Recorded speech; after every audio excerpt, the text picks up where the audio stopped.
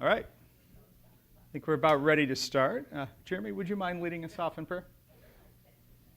Heavenly Father, thank you so much for a beautiful day, and thank you for an opportunity to get with our fellow Christians. Please be with Terry as he leads us through a study of your word.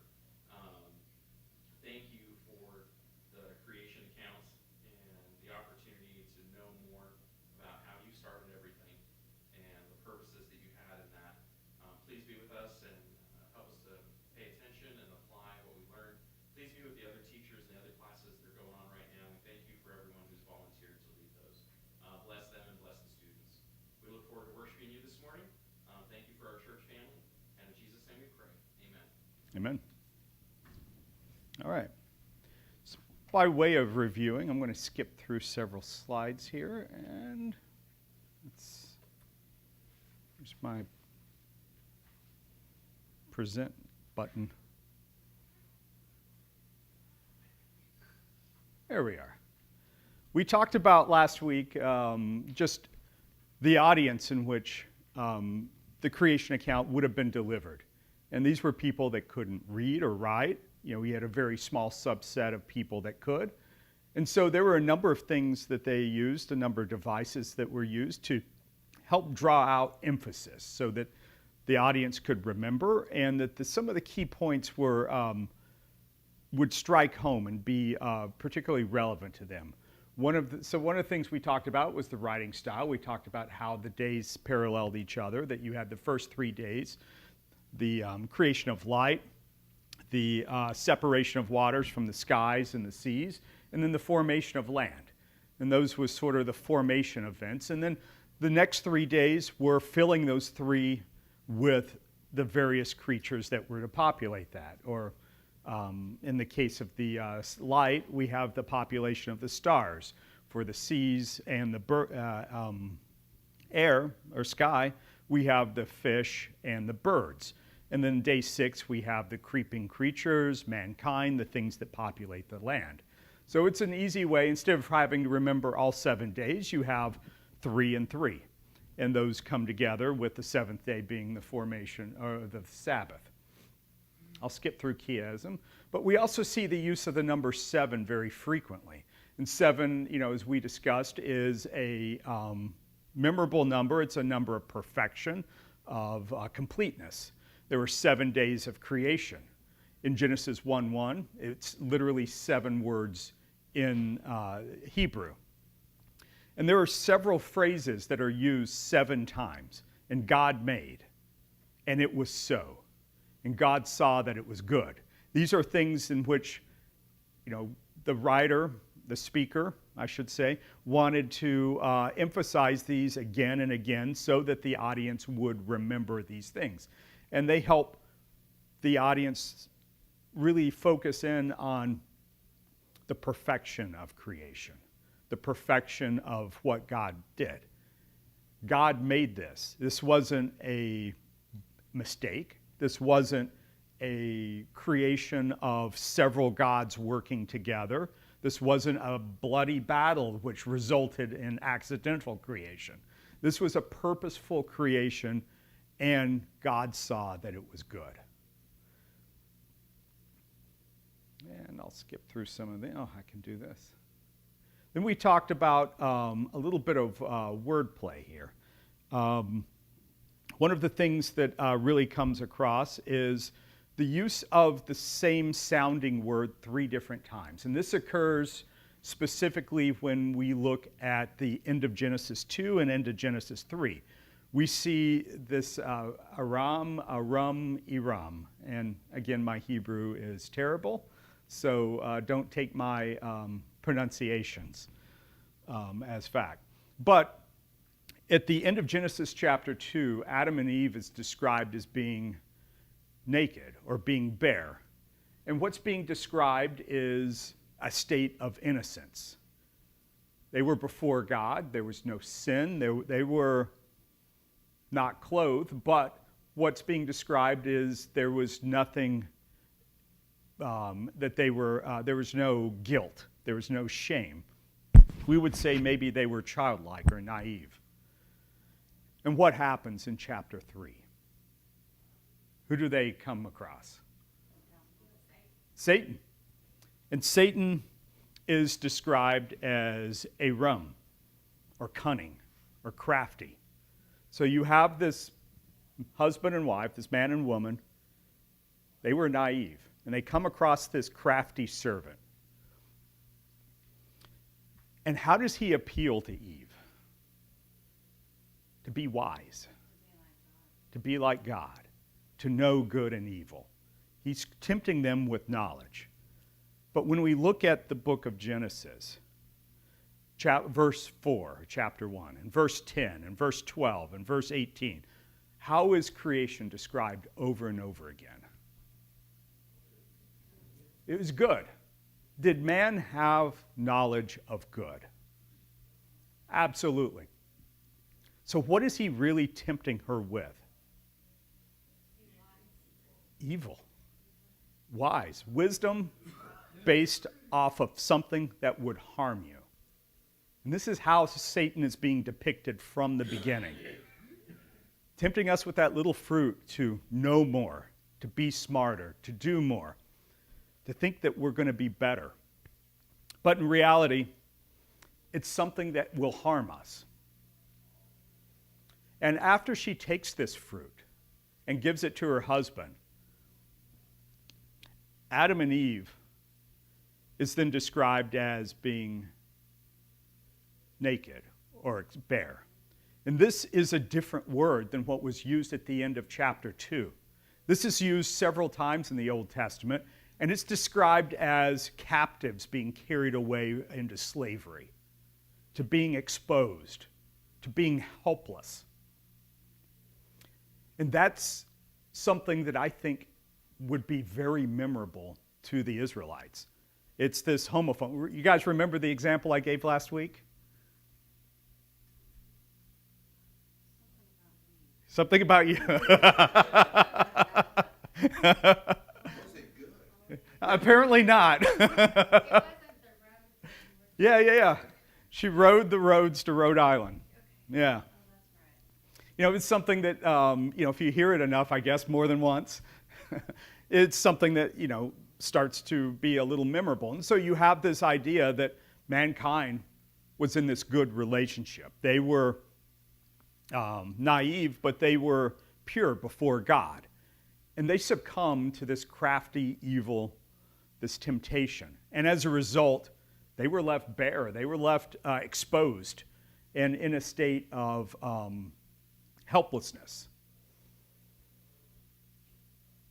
And this is something that transcends time.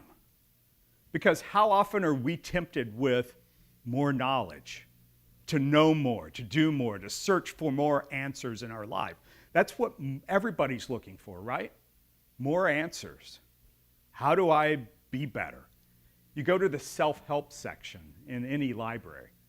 It is full of answers.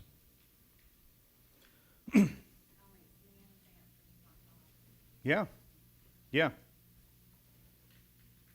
So that leaves us with some of the literary structures. And so I ask you guys to look for some mythological creation account. And let's hear some of those from around the world. Because I think that we're going to see particularly, oh, you got some, all right. Yeah, but can you read it? Oh, yeah. I don't know how to pronounce those. All right. I think I know how to pronounce it. Tupa and Erisy descended on the earth one morning after their wedding. Together they created the rivers and the seas and the forest and the stars and the living beings of the universe. Okay? Oh, okay. Ellen, what people was that? I have to look at that. Was it the Mayans? I'm not sure. Let me go Because the back. Mayans have one kind of similar. There's actually. a ton of them. Yeah, oh yeah. Oh, yeah. Looked it up. It's interesting. Every society has their own accounts of creation. Let me, well, you may be looking for some. Here's one from the Sumerians, or they were later known as the Babylonians, from the Enuma Elish. In the beginning, before the heavens and the earth were named, there were two primordial deities, Apsu, the freshwater ocean, and Tiamat, the saltwater ocean. And from the combination of these primordial waters, the other gods were born. These gods were young and noisy and disruptive, and they bothered Apsu and Tiamat. So, as any parent would do, Apsu decides to go and kill them. But Apsu instead is killed by one of the gods, Ea. So Tiamat's very angry. Tiamat creates all these monsters from the ocean and sends the monsters after the gods. The gods are terrified. So they say to Marduk, if you will fight Tiamat, we will make you preeminent among all of us. So Tiamat jumps on his chariot, goes and fights, Marduk gets on his chariot, goes and fights Tiamat, takes out his sword and slays her, and then cleaves her in half. And he takes half of her and throws up in the air, and that becomes the sky. The other half crashes into the water, and that becomes the land. And then from her eyes, he makes the Tigris and Euphrates River. Then Marduk organizes the universe, assigning each of their gods their roles and positions in the universe, and tells them their powers. And finally, he uses the blood of Tiamat's defeated general to create humans. And humans were made as servants to the gods, to go out and to do all the menial tasks that they don't want to do. And with creation complete and order established, Marduk was exalted as king of the gods, and the other gods celebrate his victory. That's the Sumerians. The Mayans, which may be part of what Ellen had, there's Tipau, the maker, and Dugomatz, the feathered spirit. Oh, yeah. Yeah, that they combined their thoughts and created the universe. There's thought. Yeah. That's involved there.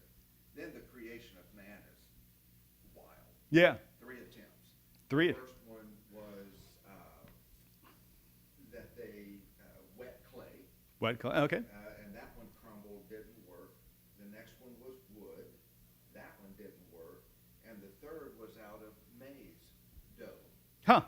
And so that's stuff that they had around them. And then the moon and stars, it doesn't go into much detail, but the earth they made habitable. And then they created 4 kinds of animals, a parrot, a coyote, a fox, and a crow. And these animals went in 4 directions and made a home for themselves. This is all their theories about it. Because the animals could not speak, the gods commanded them to forever remain obedient to humans. Oh, interesting. Yeah, that's the Maya. Yeah. And it's interesting that they take things that they're surrounded with, Right. and they see kind of their own attempts as humans to create things and failing, and they kind of work that into their own creation of themselves, if you will. Ollie? So I brought the Chinese one. Okay. So evidently the world was created on the Chinese New Year. Makes sense, I guess. Yeah. Over 15 days where they made the animals and the people. It was created from chaos. And it was dismembered corpses of a primordial being that made everything. Okay. And then it talks about the chi, that everything has always existed from chi, and that's breath or air, life force. And in massage therapy, I had to learn a little bit about the Asian, how they see chi, and they believe like everything has life, like wood, metal, air, water, land. Okay. And they even put that kind of into different energies that affect the human body and affect your emotions. All right. So there's like a living spirit, if you will. All right. Interesting. Sorry. No, you're good. You're good. You're good. All right. Now, I'll close with maybe the Memphite creation account. This is the Memphis that's in Egypt, not the one known for good ribs, just in case you're wondering. Anyway, it's centered around the god, I'm going to butcher this, PTH, Ta. And he's the patron deity of the city of Memphis. And he's also known as the god of craftsmen. And so very front and center of this is the idea of elevating crafts and creativity and formation of things. And according to the account, there was only none, which is the primordial waters of chaos. And it's interesting, it happens every week, doesn't it?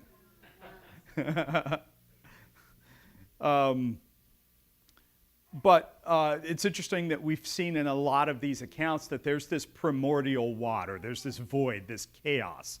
We see it in Norse mythology. We see it across the world. And from this emerged Ptah. And he existed as pure thought or consciousness.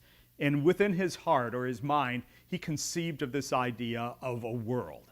And from it, he spoke it into existence.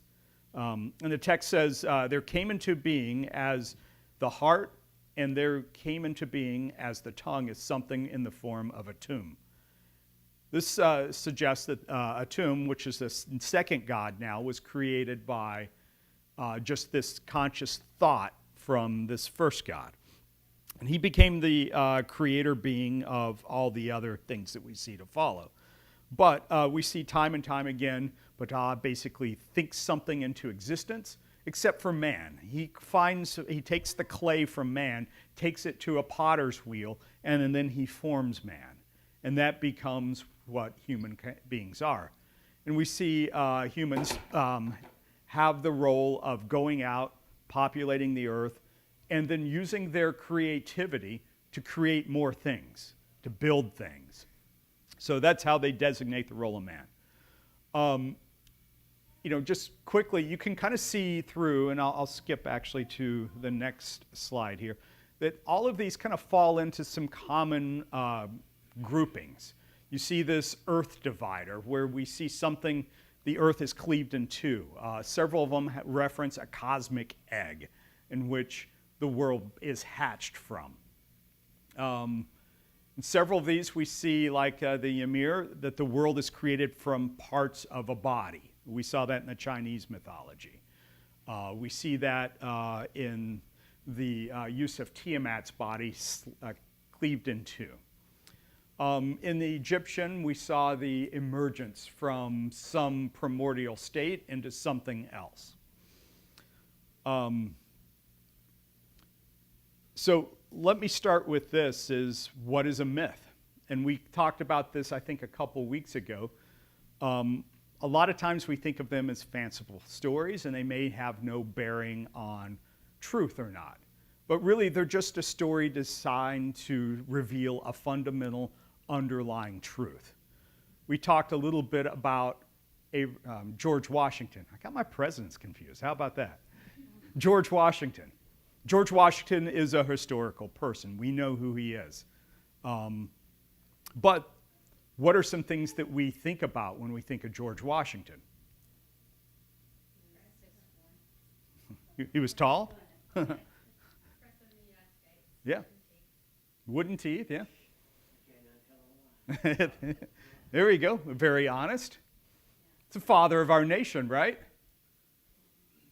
And so these are elements in which go to enhance, let's say, the historical figure and help relate key elements of his personality as it relates to us as a society.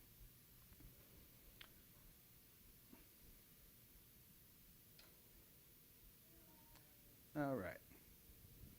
So when we look in the Old Testament, and let's take a look at some of these accounts, we're going to see the use of these mythological themes of other nations and so forth being used for a variety of purposes. Let's turn to Isaiah 11, 6 through 9. If I could have someone read that for me. The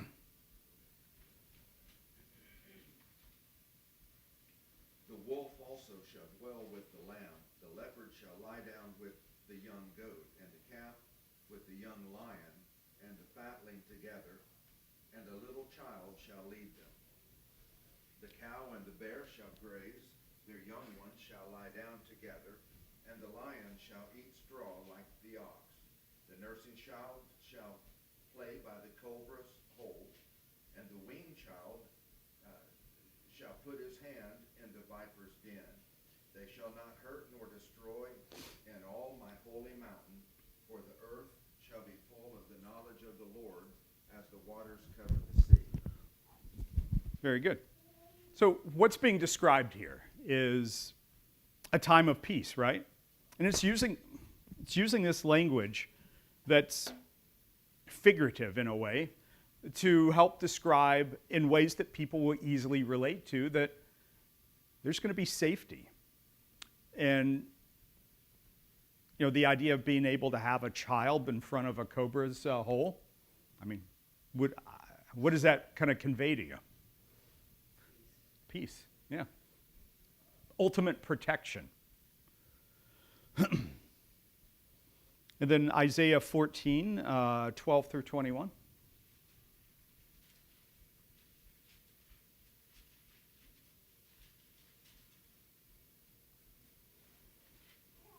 How you are fallen from heaven, O day star, son of dawn. How you are cut down to the ground, you who laid the nations low. You said in your heart, I will ascend to heaven, above the stars of God. I will set my throne on high. I will sit on the mount of assembly in the far reaches of the north. I will ascend above the heights of the clouds. I will make myself like the Most High. But you are brought down to Sheol, to the far reaches of the pit. Those who see you will stare at you and ponder over you. Is this the man who made the earth tremble, who shook kingdoms, who made the world like a desert and overthrew its cities, who did not let his prisoners go home?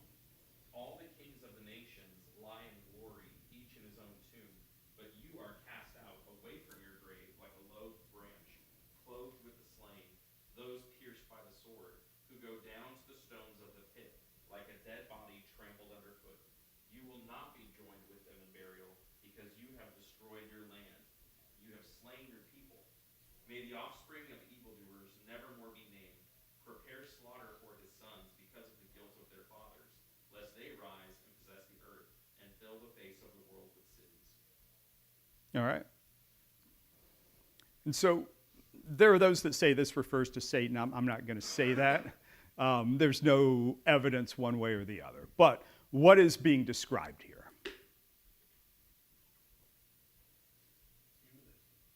Humanism? Okay. Yeah.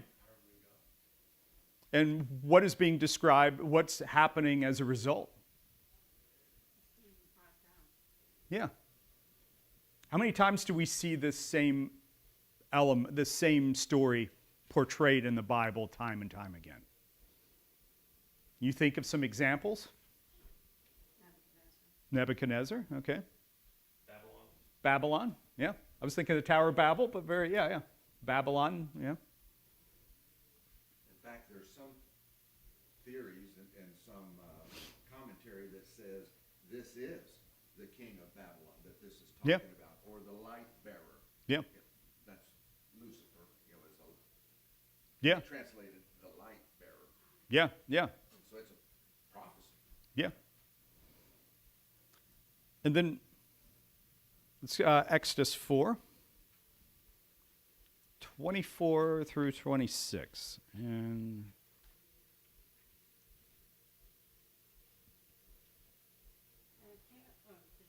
no, go ahead. And it came about at the lodging place on the way that the Lord met him and sought to put him to death. Then Zipporah took a flint and cut off her son's foreskin and threw it at Moses' feet. And she said, "You are indeed a bridegroom of blood to me." So he let him alone. At that time she said, "You are a bridegroom of blood because of the circumcision." All right. And so we see circumcision being used throughout the history of the Jewish people, right? And what is it representative of? Yeah, of them, yeah. Being separated. Separated, yeah.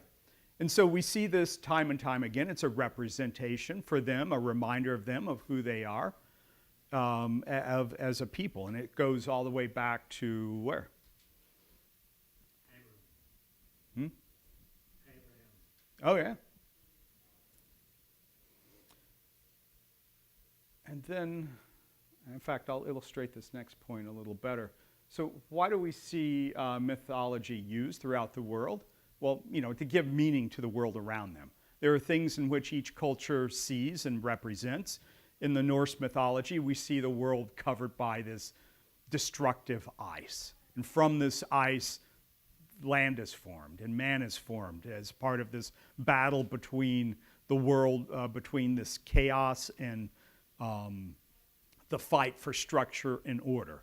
In each of these, we see the struggle for structure in order to come out of the universe. In the New Testament, we see several examples of, I wouldn't say these are necessarily mythologies per se, but ways of which points are being illustrated in metaphorical terms. We see Jesus as a shepherd. We know Jesus wasn't actually a shepherd in the physical sense as his career, but in the spiritual sense. That perfectly describes what he was, what he is. The church is the bride of Christ. Again, it helps define our role as Christians and helps us relate to who we are to Christ. The book of Revelation, I just put the book of Revelation there. I mean, and then in Galatians, we see Rome, or perhaps Caesar, being referred to as weak, beggarly elements of this world. Again, use of these descriptions here to help shape the narrative. So let's talk about I read through the Memphite and then the Sumerian. Can you guys read that okay? Do I need to use a bigger font? I think I do. All right. So here's what I've heard time and time again. That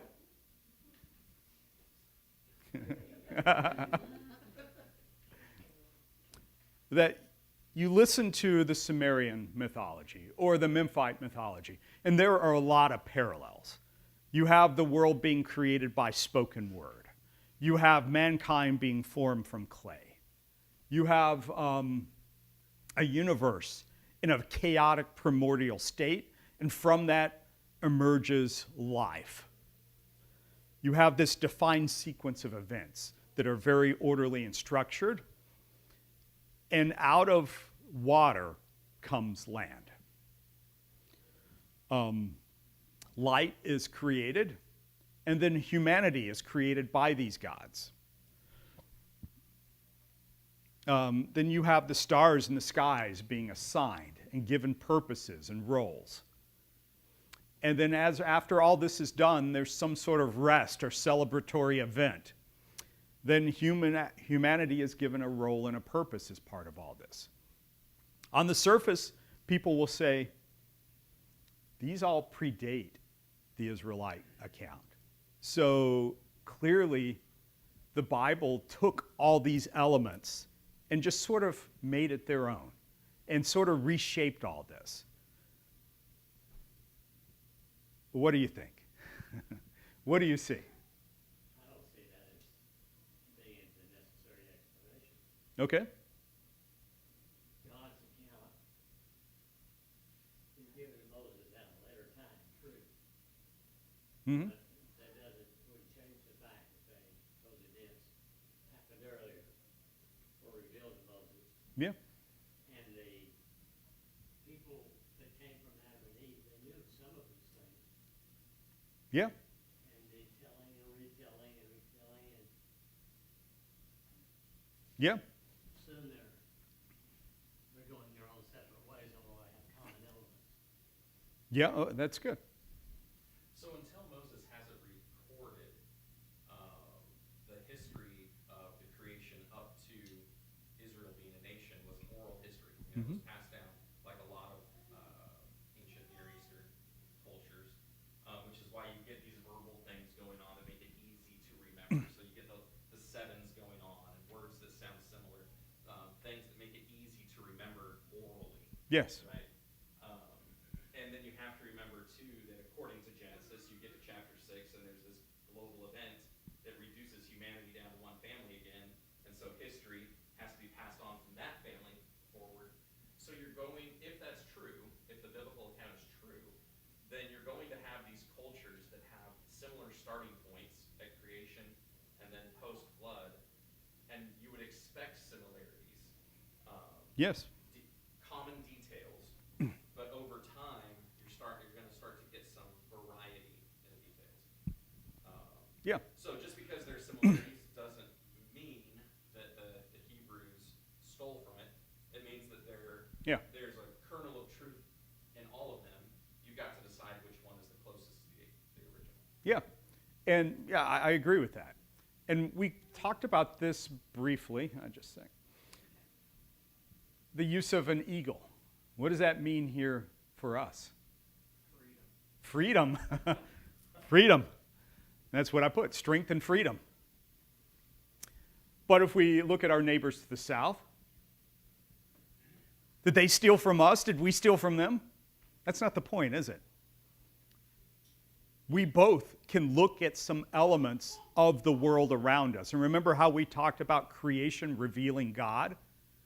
We look at the things around us to describe elements that we relate to. And so it's common language, common purpose.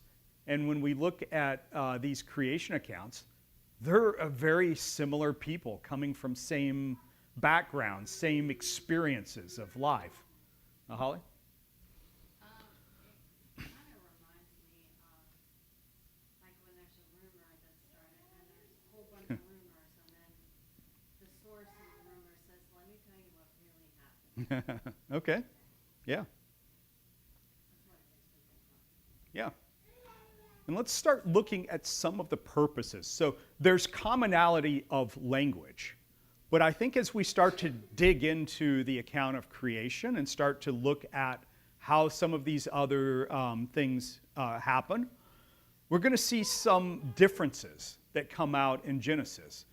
In these accounts, what did we hear? Basically, from chaos resulted in divine interaction. We had Apsu and Tiamat. The swirling waters form this first round of gods, who then form man.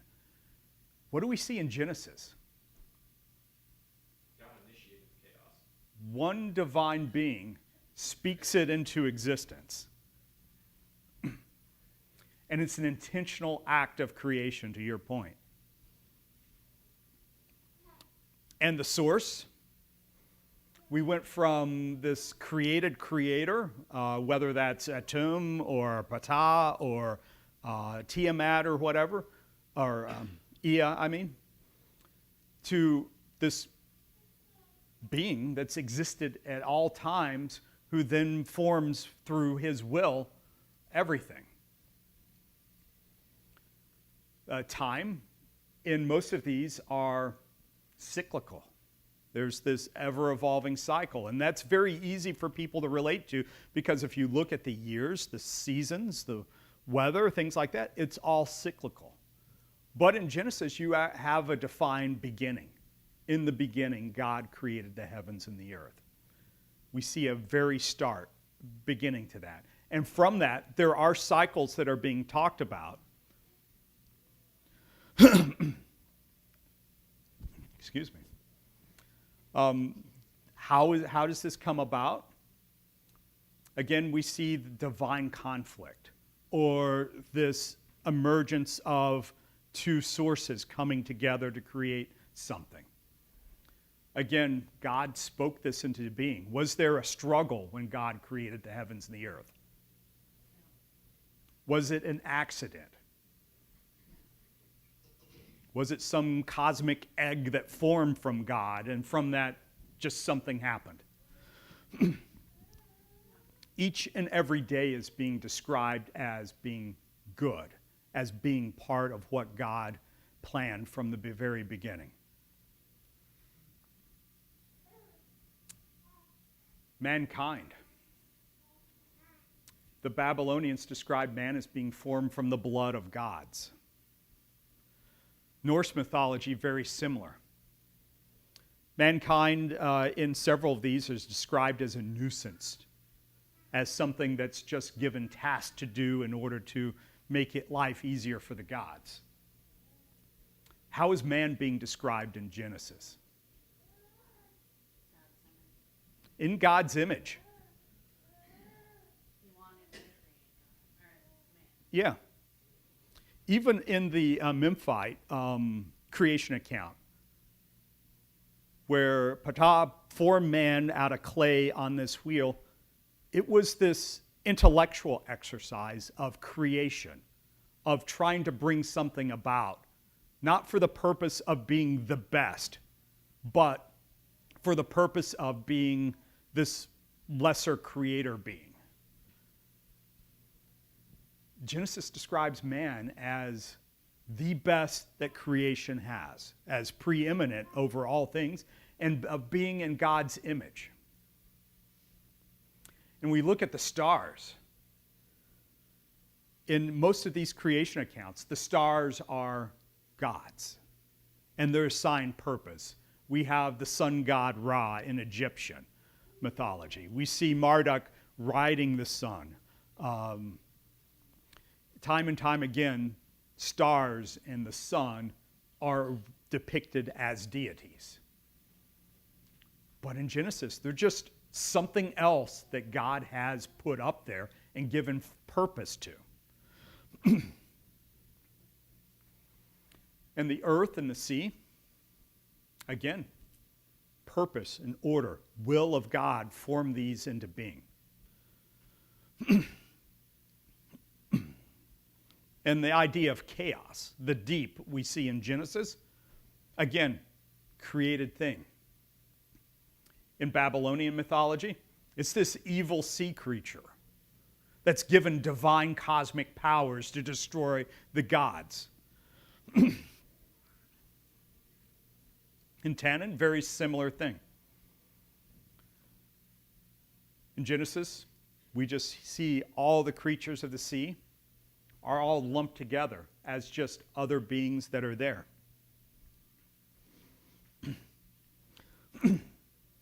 Excuse me. All right. So, last week we looked at different sunsets, right? Yeah. Can I ask a silly question? Of course. I'm sitting here wondering, what is the benefit or the necessity of knowing all these other philosophies Yeah. when all we need is the Genesis account? Yeah. Why should I worry about all that other stuff? Yeah. I think, let me phrase it like this. Throughout the history, man has looked for something else. They've looked for something more in their lives. In the ancient times, it was these fantastical mythologies. We don't have those today, right? Most people barely even know the Genesis account. So what are they doing? They're looking for these same elements. Mankind has always been looking for something more. Okay. As we look and as we talk to people, the people that we share our faith with, they're searching for something. And That was good enough for me. that's good.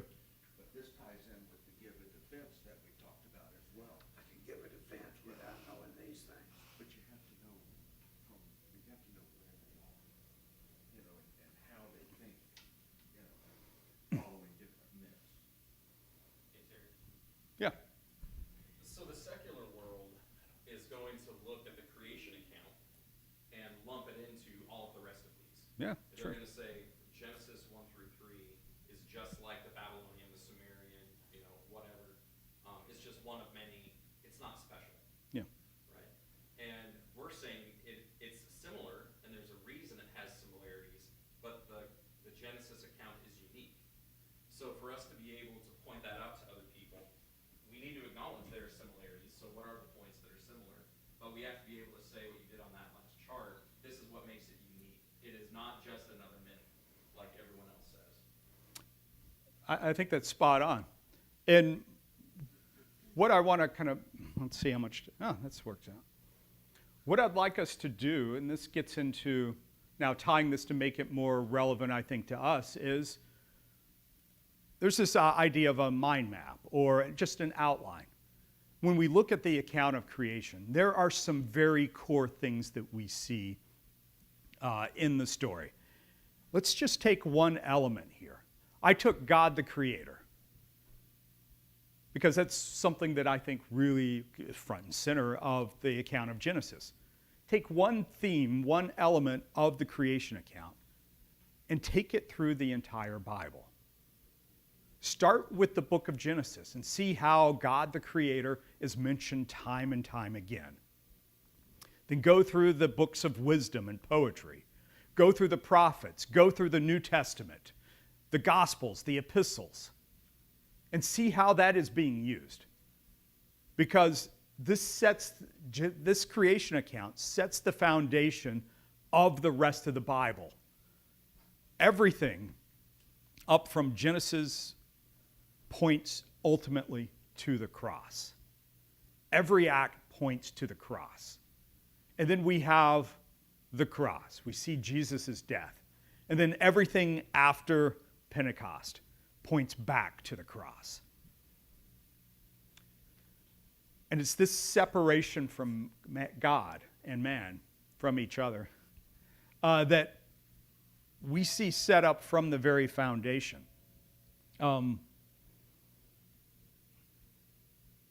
Okay. Terry, is this something that you mapped out? Yeah. Do you mind emailing that? Yeah, sure. That'd be great to have. Thank you. Yeah, of course. But some themes that you can do is just start with some theme there. There are several things we can pull out of Genesis. Pick one. Let's talk about which one you pick next week. Don't have to do this entire map, but just come next week with a theme, something that really strikes you about the creation account.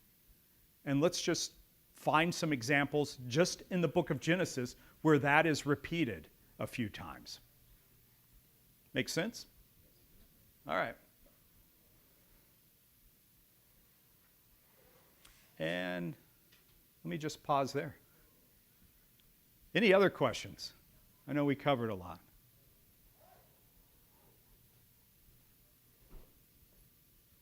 All right. Well, thank you.